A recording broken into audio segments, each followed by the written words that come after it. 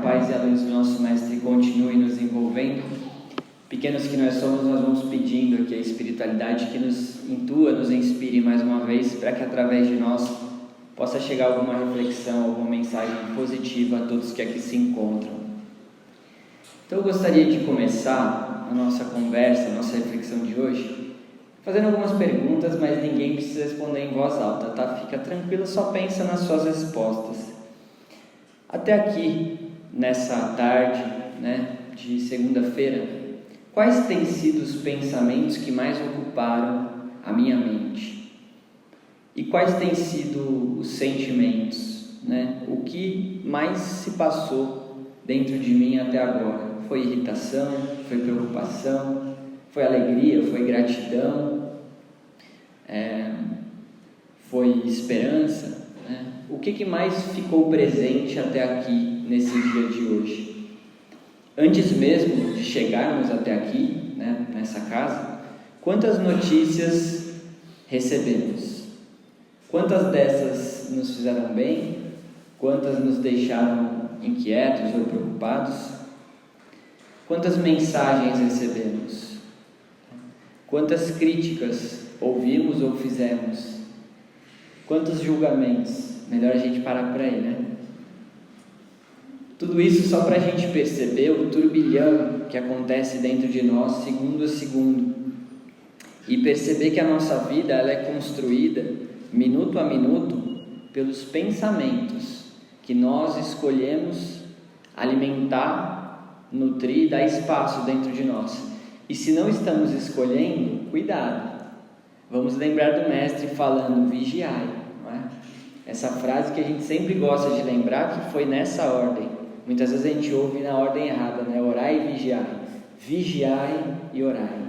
Jesus falou primeiro vigiai. Porque senão, gente, às vezes a gente está naquele turbilhão, naquela correria, bravo, irritado. Às vezes até a nossa oração pode ser contaminada, não é verdade? Imagina que eu estou no trânsito, eu tomo aquela fechada e eu vou orar. Antes de vigiar, eu falo, Deus, pelo amor de Deus, está com um raio na cabeça desse infeliz. Provavelmente não vai ser a melhor oração que eu vou fazer, se antes eu não vigiar o meu pensamento. Então, vamos lembrar de Jesus nos convidando a vigiar o que ocorre dentro de nós. E todos nós certamente sairemos dessa casa hoje decididos a cuidar melhor daquilo que ninguém vê, mas de onde nasce tudo que o mundo verá amanhã. Que lugar é esse? Que ninguém vê, mas de onde nasce tudo o que o mundo verá amanhã. É o nosso interior, não é? Porque Emmanuel nos lembra que toda obra antes foi pensada. A casa mais bonita antes ela nasceu na ideia de um arquiteto ou de um engenheiro. A melodia mais linda antes nasceu no pensamento e na ideia de um compositor, e assim por diante. Então, vejam como é importante darmos atenção e termos consciência do que se passa dentro de nós.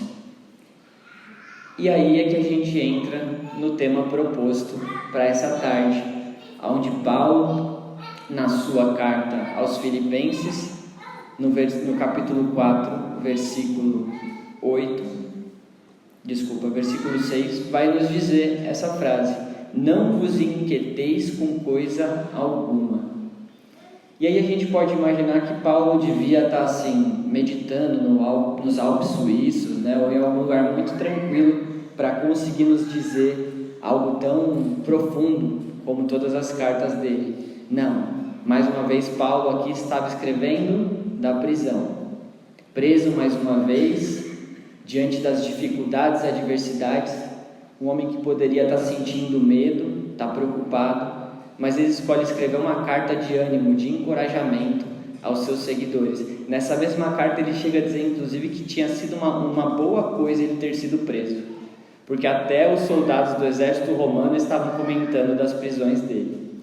Então vejam o pensamento que nós podemos escolher diante de uma situação aparentemente desagradável, ruim ou negativa. Percebam que o pensamento é uma escolha possível.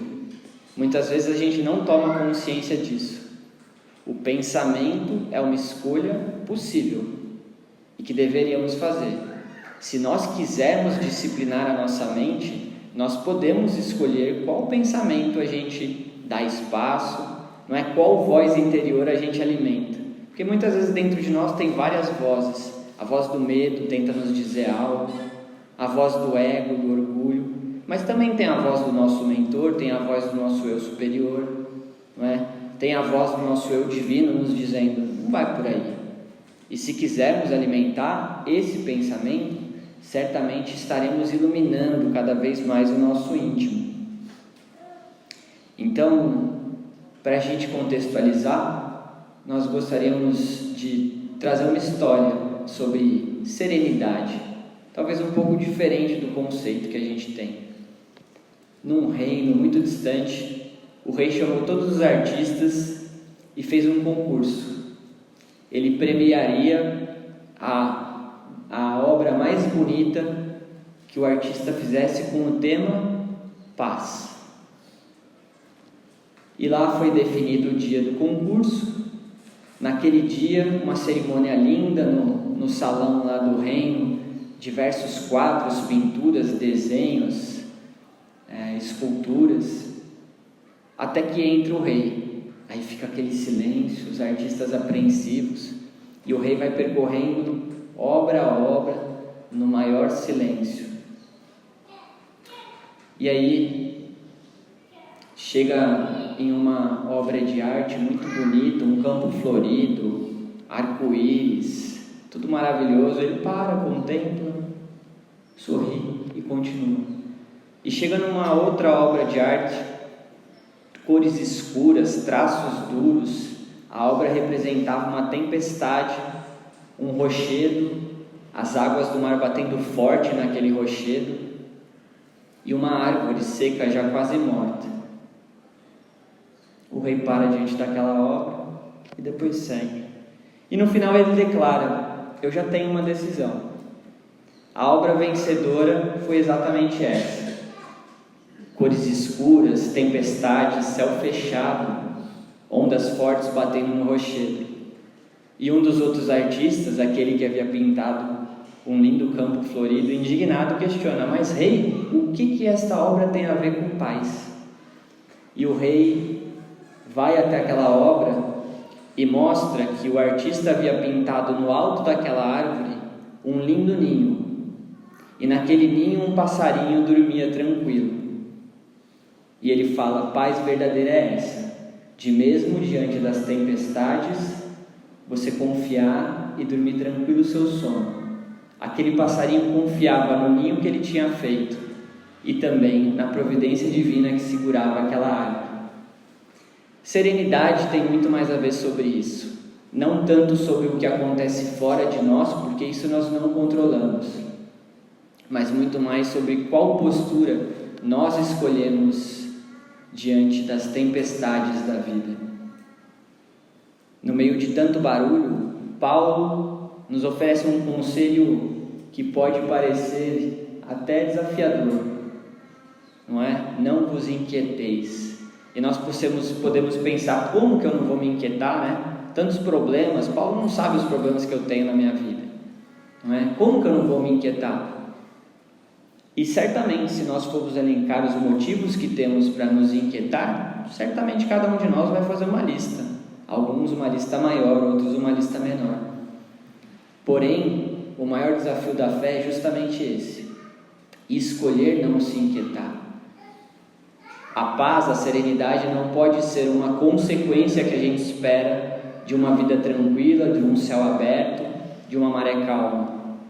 Tem que ser uma escolha de, independente do que eu estou passando, eu confio primeiro em mim, na minha capacidade enquanto ser divino, herdeiro da perfeição, da luz e do amor, feito para vencer.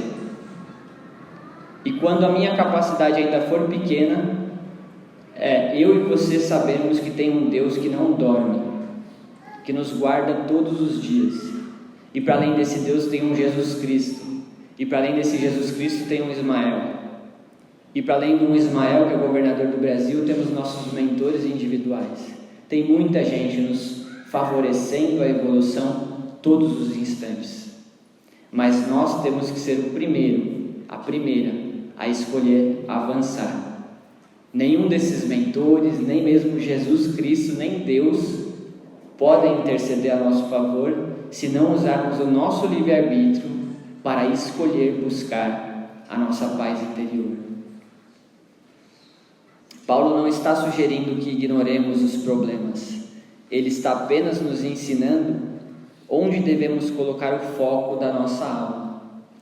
E aí é interessante que nesse mesmo versículo, Paulo continua e ele vai nos dizer o seguinte: não vos aquietai com coisa alguma, mas apresentai a Deus todas as vossas necessidades.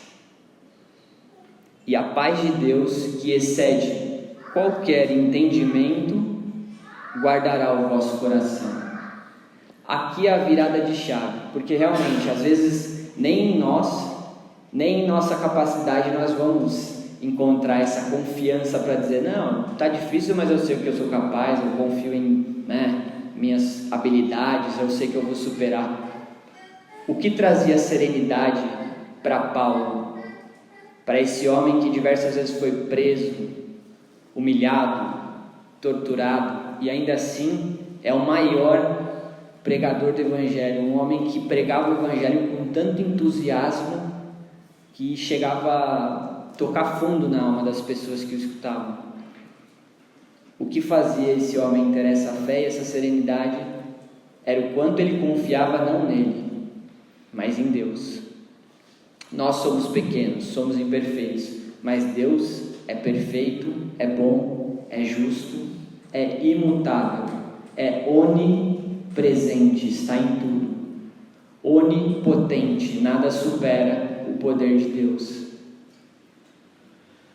Deus conhece até o fio de cabelo que cai da nossa cabeça. A gente sabe pelo Evangelho que nenhuma folha cai de uma árvore sem a permissão de Deus. Esse é o Deus que nós temos que lembrar, que está cuidando de mim e de você todos os dias, 24 horas por 7 dias na semana, sem dormir, sem descansar, porque Deus não é humano, Deus é Deus. Deus não falha, é perfeito. Quando a gente encontra esse lugar de confiança, de fé verdadeira, a gente consegue encontrar serenidade. Poderia aqui elencar para você diversas terapias, técnicas que ajudem contra essa ansiedade, não é verdade? Meditação, psicoterapia, respiração ativa, tudo isso é válido, sem dúvida. Mas a maior receita para encontrarmos paz, principalmente em meio ao caos da realidade, que muitas vezes foge à ordem, foge à harmonia divina, é justamente buscando fazer isso que o Paulo nos disse: entregar as nossas necessidades a Deus. Quantas vezes a gente está aflito e a gente já sai tentando resolver, não é? Pensar na solução, encontrar por nós mesmos um caminho. Quantas vezes estamos na tempestade e no desespero a gente se taca do barco, achando que o problema é o barco que a gente está. Será que é uma boa solução, no meio de uma tempestade, a gente abandonar o barco? Não é? Precisamos lembrar de ir a esse encontro com Deus, de entregar as nossas necessidades primeiro a Deus. Numa era onde a gente já acorda divinizando o celular, né? Antes a gente acordava rezando, falando com Deus, obrigado por mais um dia. Hoje a gente já acorda, pega o celular para ver o que subiu de notificação no WhatsApp, no Instagram. Começa o dia como deve começar. Agradeça por cada novo dia, por esse tempo sagrado que nos é concedido a cada dia que amanhece para nós. Vamos começar o nosso dia agradecendo a Deus, nos conectando, nos fortalecendo em Deus, dizendo para Ele das nossas necessidades, sabendo que Ele pode trabalhar muito em nosso favor.